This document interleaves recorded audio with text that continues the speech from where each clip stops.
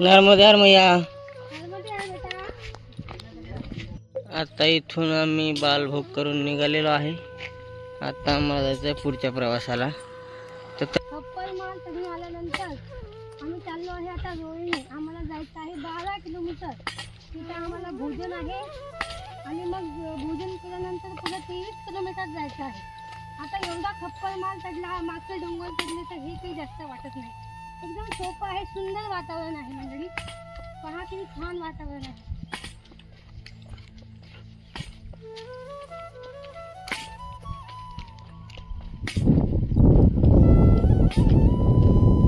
इथं पहा, वर आल्यानंतर एक छोटासा आश्रम आहे। लहान लहान मुलं आहेत तिथं। काय आहे, पावन क्षेत्र आहे पण आम्हाला पुढे जायचं आहे।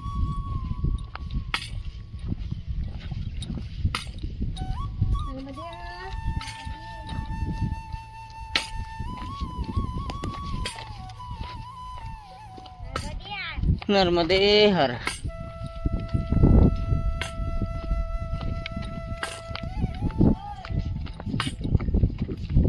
तर पहा मंडळी, एवढे सगळे डोंगर आता आम्ही जेवढे चढलो तेवढे उतरत आहे आता खाली। एकदा चढायला सोपी जाते पण उतरायला पाय आपोआप चालले। आम्हाला चालायची गरजच नाहीये। हे पाय एवढा रस्ता, एवढे पर्वत खाली उतरत उतरत आता असं जाऊन तो पर्वत ओलांडून तिथून तसं नंतर खाली।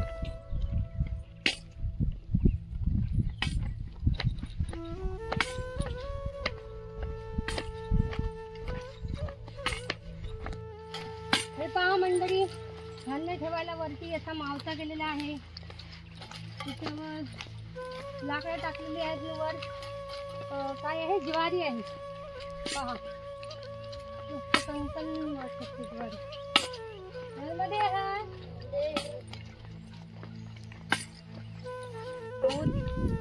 रेवामयी अन्न क्षेत्र, दोनाव पारडा, भमाना, रेवा समाधान आहे। त्रिल, कालशा, सुबाल्या, पावरा। इथं आम्ही थांबलो, 10:30 वाजले। आता आमची अशी इच्छा आहे, पुढचा आश्रम आहे 6 किलोमीटर, तर इथेच जेवण करावं। आता पाहू मागची मंडळी आल्यावर काय म्हणते तर।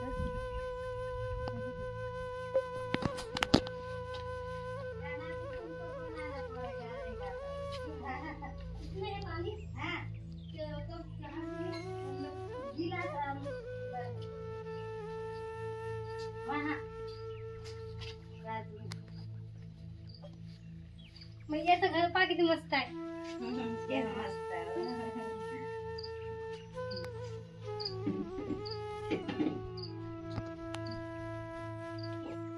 पहा किती सुंदर आश्रम आहे। या जंगलामध्ये सुद्धा खूप छान वाटत आहे। या आश्रमामध्ये इथे सुद्धा तुम्ही मुक्काम करू शकता, जेवण करू शकता। पण आम्हाला थोडी एनर्जी आहे अजून, तर आम्ही 6 किलोमीटर जाणार आहे दुसऱ्या आश्रमामध्ये। हे पहा, आज आम्ही खूप दिवसानंतर हा लाकडी नांगर पाहिला। एक पिक्चर आहे मुळशी पॅटर्न। त्या पिक्चरामध्ये एक डायलॉग आहे की शेतकरी कधीच एकटा येत नसतो, तो जोडीनं येतो आणि तो सुद्धा नांगरा सकट। तो हाच नांगर। नहीं मैया, बहुत आगे जाना है अभी। आगे ऐसा ही रास्ता है ना? अच्छा हाँ, ऐसा ही। अबे ऐसे पहाड़ नहीं ना? पहाड़ नहीं, हम ऐसे पहाड़ चढ़ के आए। हाँ। खप्पर माल से चढ़ के आए। हाँ, चढ़ना ही पड़ता है, नहीं उतरते। हाँ, चलो मैया आते। नर्मदे हर। चला, हे पहा मंडळी, शेतातल्या गुरांसाठी, ढोरांसाठी कुटार ठेवायला पहा किती मस्त व्यवस्था आहे।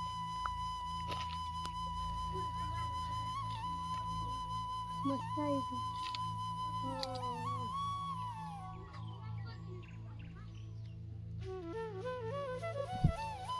आता आम्ही पोहोचलेलो आहोत अन्न क्षेत्रावर भमाने।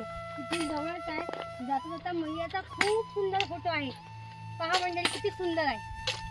बापरे, फोटो मध्ये मैया एवढ्या सुंदर आहेत, रिअल मध्ये किती सुंदर असते। त्यामध्ये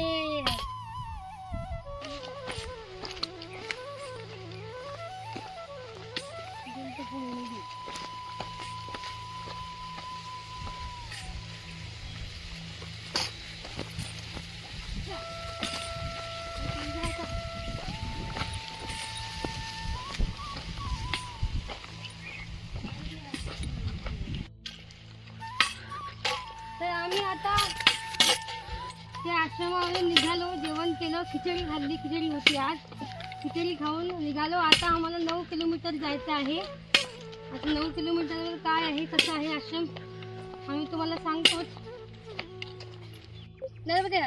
तर आता आम्हाला जायचं आहे बिलगावला. तर रस्त्यामध्ये एक मोठी नदी आहे, त्या नदीला खूप पाणी आहे आणि आता आम्हाला नावेने प्रवास करायचा आहे.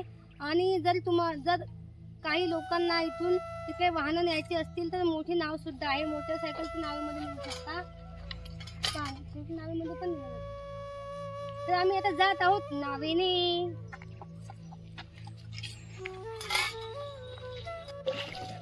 तर मंडळी आम्ही आता जात आहोत बिलगावला, नावेने प्रवास करत आहोत. आणि जे हे नाव चालवणारे दादा आहेत ते सुद्धा मराठी आहेत, आपले आदिवासी, आपल्या महाराष्ट्रामधले आदिवासी. तुम्ही हां, पण मराठी आहे, मराठी मस्त बोलतात. पहा कसे नाव चालवत आहे. काय नाव दादा तुमचं? गणेश. वा वा, बोला गणपती बाप्पा मोरया. नर्मदे हर. नजर दाखवा, हे दाखवा पाणी. नदी कोणती आहे? हे उदय नदी आहे. एवढं पाणी म्हणजे एवढं पाणी असतं का नदीला की सुकते? हा का, सुकून जाते पाणी. मग तेव्हा काय इथं हा पूल होत आहे का? अच्छा. 10 मिनिटांमध्ये, आता आम्ही 5 मिनिटांमध्ये पोहोचणार आहोत आश्रमावरती. खूप उत्सुकता लागली आहे कारण आता इथून जाऊन कपडे धुवायचे आहेत. आश्रम चांगला आहे का मोठा? सोय आहे सगळी, आंघोळीची सगळी. नर्मदे हर भैया, नर्मदे हर. ते रिकामे नाव असते ते कमी वाटले. नर्मदे हर, नर्मदे हर भैया. कुणी डरे?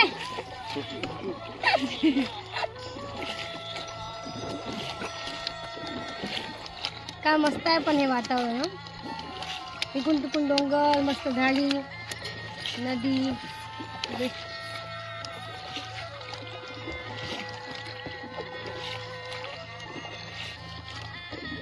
पुढच्या वर्षापर्यंत पूल होते इथं. मग आपल्याला नावी न्यायची गरज नाही, डायरेक्ट पुलावून तसं. पण हेच भारी आहे नावीन, आहे का नाही? थोडासा आनंद तरी येते. तोंड दाखवा एकदा कशी करते.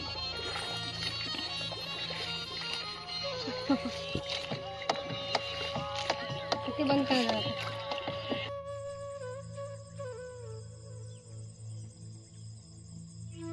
रात्री या आश्रमामध्ये आम्ही मुक्काम केलो. 3 शेड आहे, पाण्याची टाकी आहे, इकडून एक लाईट आहे लावलेला.